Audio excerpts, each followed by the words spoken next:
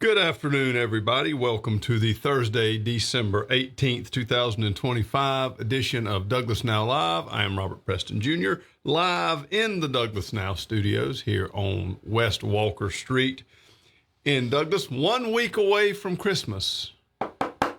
1 week from today. I hope you're in the Christmas spirit. If you're not, you need to be, because Christmas will be here before you know it. We don't have very Christmassy weather today. We'll, of course, take a look at our tower cam here before we adjourn this afternoon. But not a pretty day. Not a pretty day today. We've had several of these lately, but at least it's not terribly cold. That makes it a little bit easier. A couple of stories I want to get to here today. We're going to lead with sports, and then we're going to finish up with a couple of other stories here this afternoon. The Georgia High School Football Association just wrapped up last night its state championship tournament.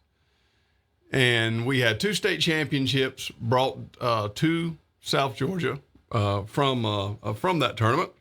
Worth County defeated Toombs County. So, those two teams, the only game that featured two South Georgia teams playing. So no matter who won, South Georgia was going to get a state title out of that game. Toombs was the defending state champions. That's down in 2A. And Worth County ran the table this year, undefeated, 15-0, and faced Toombs in the finals and actually was behind. I believe they were down by 10 in the first half, came back and won the game 17-13. Now, what is significant about that, beyond the fact that it is a South Georgia team that brought a state football title home, is the fact that Jeff Hammond, who is Worth County's head football coach, used to coach here at Coffee. He was an assistant, I believe, in 2020 and 2021. He has one previous year of head coaching experience. That was up in Spalding County in 2019. Didn't have a good year. I believe his team went 1-9 up there. Then he came down here to Coffee and joined Coach Robbie Pruitt on staff in 20 and 21, and then left to take the head coaching job over at Worth County. Now, Coach Pruitt, and we'll be talking more about him in just a second, but Coach Pruitt, of course, very much has a championship resume and is in a group of one. He is one of one with high school football coaches who have won 200 games in two separate states. He's won 200 in Florida. He has also won 200 in Georgia. So Coach Hammond was a member of Pruitt's staff and also a member of one of Rush Propst's staff as well. So Coach Hammond has studied under two of the best high school football coaches anywhere in the country. Now, a lot of people might scoff at me calling Coach Probst one of the best coaches in the country. You don't have to like him. You don't have to appreciate him. You don't have to understand him. You don't have to think very much of him. But he's a heck of a football coach and wins games, and he wins everywhere he goes. He just won a state title back in Alabama as an interim head coach. He did that a couple of weeks ago. So he has another state championship to his resume. Of course, won 30 straight games down in Colquitt County, won two consecutive state titles, and a national championship. As much as you can win a national championship in high school, he did that when he was down in Moultrie. So Coach Hammond learned from two of the best, most knowledgeable, and winningest high school football coaches you will find anywhere, and he brought that tradition to Worth County and won the first of two state titles that South Georgia schools brought home this year. The second here, Thomas County Central absolutely annihilated, and I don't say that lightly, and I'm not making fun of the Gainesville Red Elephants, all right, because Gainesville has a heck of a team. They've got a heck of a coach. They've been at the top of the rankings and been one of the teams to beat in 5A for the last couple of years. They're a really good football team. They're very well coached. They just got overpowered, and sometimes it happens. Sometimes you just get beaten. Sometimes a team that lines up on the other side of the ball is just better than you. And that's what happened last night. Thomas County was favored by about 6 or 7 points going into the game, and ended up winning by, a 41-point margin. That's phenomenal. Absolutely phenomenal. Thomas County Central scored on the first two possessions, took a 21-7 lead into halftime. They never trailed the game and then came out and and had a phenomenal second half. Deuce Lawrence, number 2. Now, Thomas County Central, of course, is in Region 2 5A. That's in our region. We play them. Have played them the last couple of years and gotten a really good look at them. Deuce Lawrence is number 2, a 3-star recruit. Now, what I want to know is who is rating these kids. He's committed to Wake Forest, 3-star recruit, rushed for 380 yards last night, I believe, on 39 carries, scored 5 touchdowns, had over 100 yards and a touchdown in the first half. In a state title game, those are, that first half number, over 100 yards with a touchdown, that's a game's worth of work, okay, when you're playing the other best team in the state in your classification. But that was just first half. He came out and rushed for over 280 more yards in the second half and scored 4 more touchdowns. All right, again, I want to know, he gets another star after this game. He should jump from a 3-star recruit to a 4-star recruit. And I don't know what Wake Forest is offering him, but they better come back to the table with something and try to hold on to him. I could imagine that his stock just went up. And we now know now that, kids who commit to schools, used to, that meant something. When you committed to a school, you stayed with that school. That was where you were going. Not now. Kids move around, change their minds, commit, decommit many, many times over. So there's always the possibility that Mr. Lawrence might decide to go somewhere else. But he had a phenomenal game. 62 points in a state finals game, not just in a playoff game, not in a region championship game, but in a state championship game in the second highest classification in the state. Thomas County Central spent most of the year at number 2. All right, Langston Hughes was number 1. Now, Hughes beat us out of the playoffs last year. Beat us in the semifinals, then went on and lost to Milton in the finals. Langston Hughes was the heir apparent to the 5A state championship this year. They stayed at number 1 until Gainesville beat them in the quarterfinals, and that was a game played in the aftermath of the fight that took place between Gainesville and Brunswick. I'm not going to rehash all that. I'm going to assume that you know what we're talking about. But everybody thought that game would be a mere formality with all the mess that went into it from the GHSA postponing the game and all that stuff to go out and play a game that everybody thought Gainesville would lose and lose badly.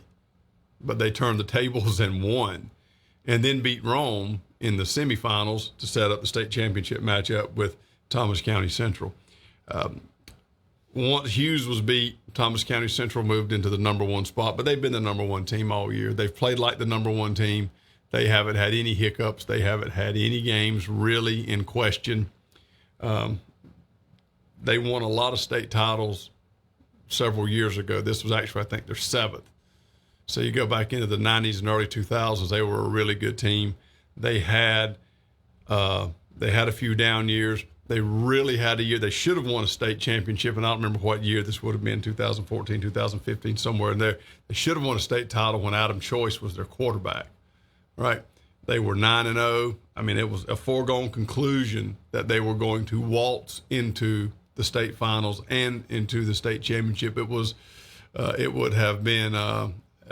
set up to be a coronation more so than anything else. Then, in the 9th game of the year, which the Yellow Jackets won, Choice got hurt. So they still finished the season 9-0, or they were 9-0 at that point. Had to play their 10th game for the region championship, lost, went into the playoffs and lost in the first round. So instead of going on and winning a state title that year, they finished 9-2 and second in the region. I believe Choice hurt his shoulder. He went on to Clemson, and he was a bona fide NFL talent. He got to Clemson and was making some noise and looked like he would be a big part of the success that Clemson had during that time period when he tore his ACL.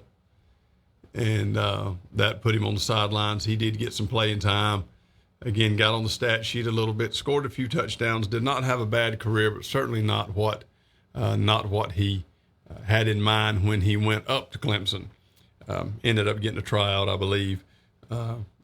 Maybe signed as an undrafted free agent, but never made an NFL roster after that. So sort of avenges some of that, this win here, to come back and win their 7th state title. So 2 South Georgia schools win state championships in the GHSA tournament. And listen, I'm not a fan of the GHSA.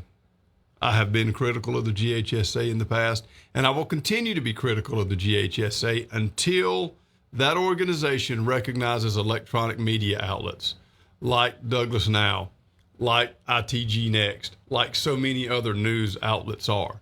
Right? The problem with the GHSA is the same issue that the Georgia Press Association has, in that there's still a lot of old-time newspaper people who have their hands in those organizations, and they're not going to give up any influence whatsoever. So the old-time newspaper people still have a big hand in that. And the Georgia Press Association, or neither the Georgia Press Association nor the GHSA, will recognize electronic media outlets, electronic-only media outlets, until that changes. What will be interesting to watch is what happens next year, because here in just a few weeks, in 2 weeks, the Atlanta Journal-Constitution, of course, the flagship newspaper, the number one media product in Georgia, is going to go to an electronic-only format. There will be no more printed editions of the AJC. So these organizations that have been very reluctant to recognize electronic-only media outlets are now going to be forced to, or they're just simply going to ignore the AJC. I don't think that is going to happen. One other thing on the sports front I want to mention, I talked about Coach Robbie Pruitt just a few minutes ago. Coach Pruitt left here at the end of the 2021 season. He went down to Williston, Florida, which is in the Gainesville area. That was a lagging program, hadn't done very much. He went down there and turned Williston around, and now has returned to a school that he formerly coached in Florida, Union County High School. He won 3 state titles, 3 consecutive state titles. I want to say 94, 95, and 96 in Union County, which is, I want to say, the Lake Butler area. And during that time period, he also led them on a 52-game winning streak. So I knew Coach Pruitt. I talked to him a few months ago. I knew Coach Pruitt was going to leave Williston after this season was over. It was just a matter of where he would end up. He had options in Georgia, and he also had options in Florida. He said he still feels good. He still has a fire to win, a fire to coach. There's still some things he would like to do. So I knew that he would be leaving Williston. It was just a matter of where he would go. I was kind of hoping he might come back up here. I'd like to see him in Georgia again, coaching. But he decided to stay in Florida to return to Union County. So we wish Coach Pruitt and those coaches that are traveling with him the best. We had an insurance fraud arrest in Douglas and Coffee County earlier this week. And this stems from an investigation that began in Lowndes County in 2022.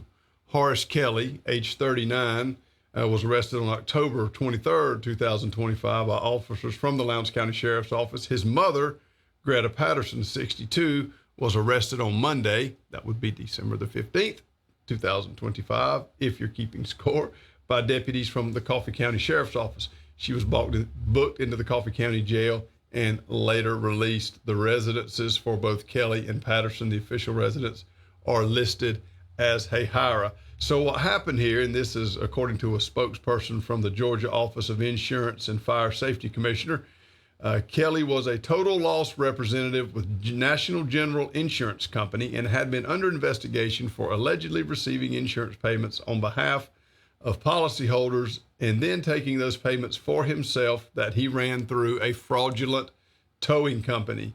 The spokesperson stated that between February and August of 2022, more than 100 checks were cashed or deposited by Kelly and Patterson, totaling over $100,000. The spokesperson added that the policyholders were not aware that the claims were being filed on their behalf. And the investigation, which the Lowndes County Sheriff's Department opened on August 5th, 2022, is ongoing, and the amount of allegedly stolen funds may increase. The Lowndes County Sheriff's Office notified the Insurance Commissioner's Office once it had opened its investigation, and then you had those two agencies investigating the case at the same time. Both Kelly and Patterson posted bond and have been released from jail.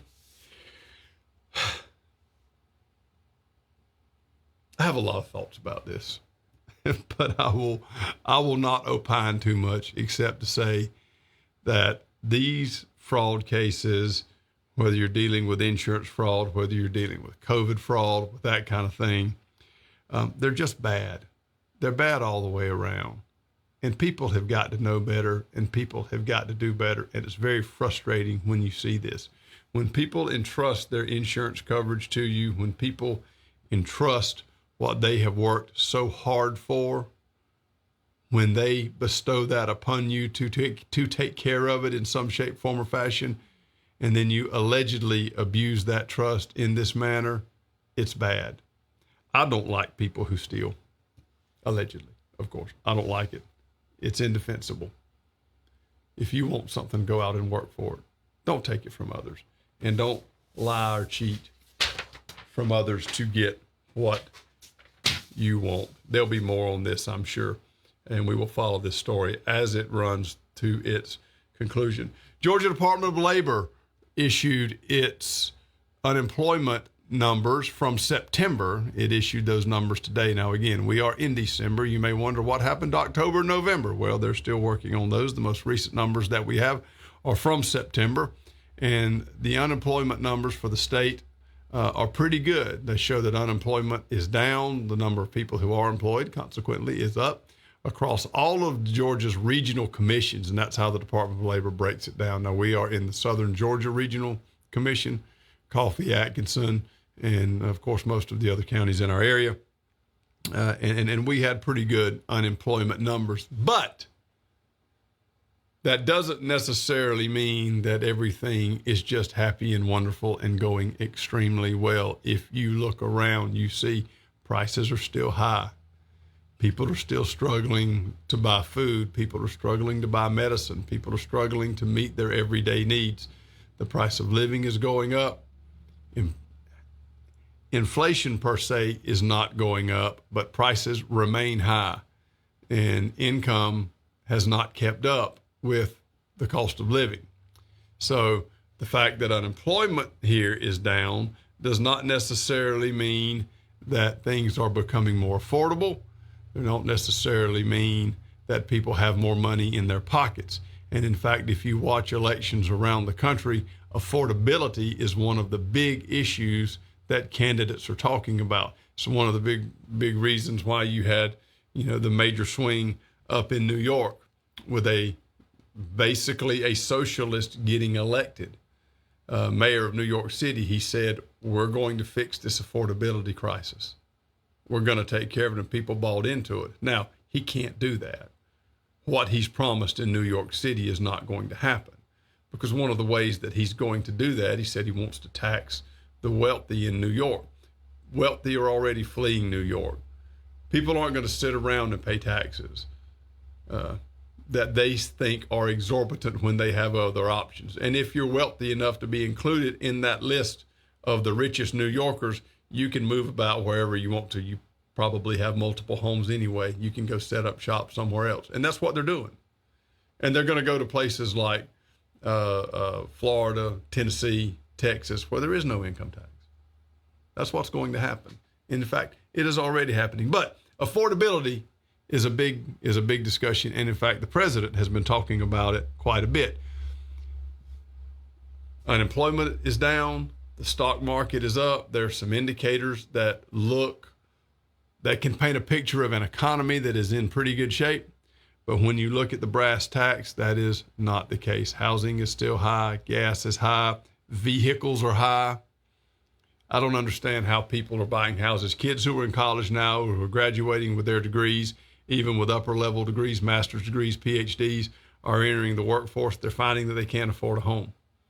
The things that people of my generation and my parents' generation took for granted, being able to get a job and buy a home, something that kids today may not be able to experience. And then, of course, you look at the price of rent. That is off the charts as well. It is absolutely unbelievable what people are paying for in rent. So affordability is an issue. It's going to continue to be an issue. I don't think the Department of Labor statistics that were released earlier today are a reflection of affordability. I don't think things are getting any easier. If anything else, they are getting more difficult, regardless of what the White House says, regardless of what our elected officials say. It's a problem. Our state elected officials are recognizing it.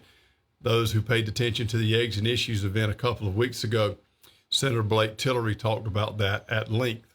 And then when we interviewed him here across the hall in the 106.7 studios, immediately after Eggs and Issues, he referenced that and spent a good bit of time talking about it. So this is something you're going to hear more and more about, but you have to look at the totality of the economy, not just one or two indicators. And sometimes those indicators can be misleading. People are working, more people are working than they have been in a long time, but it doesn't necessarily mean that things are getting easier. Our tower cam, we got a little bit of sun trying to break through. Been drizzling rain today, a little cool, but not cold. We get this stuff on out of here, and then hopefully we will have a beautiful, beautiful weekend. So yeah, but not a good day today. Not a nice day, not a pretty day. Good day for the kids to be in school. They will be out a half a day tomorrow, and then that, of course, will take us into the holidays. Trying to take a look here at the weather to see what our Christmas forecast might be. And there is no rain in the forecast for the rest of the week. Lows in the high 30s to low 40s. It's going to be up into the 70s, high to mid 60s, and sometimes into the 70s. Christmas Day, not a winter wonderland by any stretch. A low of 49 and a high of 71. So all those outside toys you're going to get for Christmas, you can get out and enjoy them once the weather starts warming up. So those are our top stories for today. If anything breaks, we will see you before Tuesday. If not, we will meet again as we do each and every Tuesday. I hope everyone has a wonderful Tuesday. Stay dry, or Thursday, I'm sorry. Stay dry, stay warm. Have a great weekend. We'll see you next time.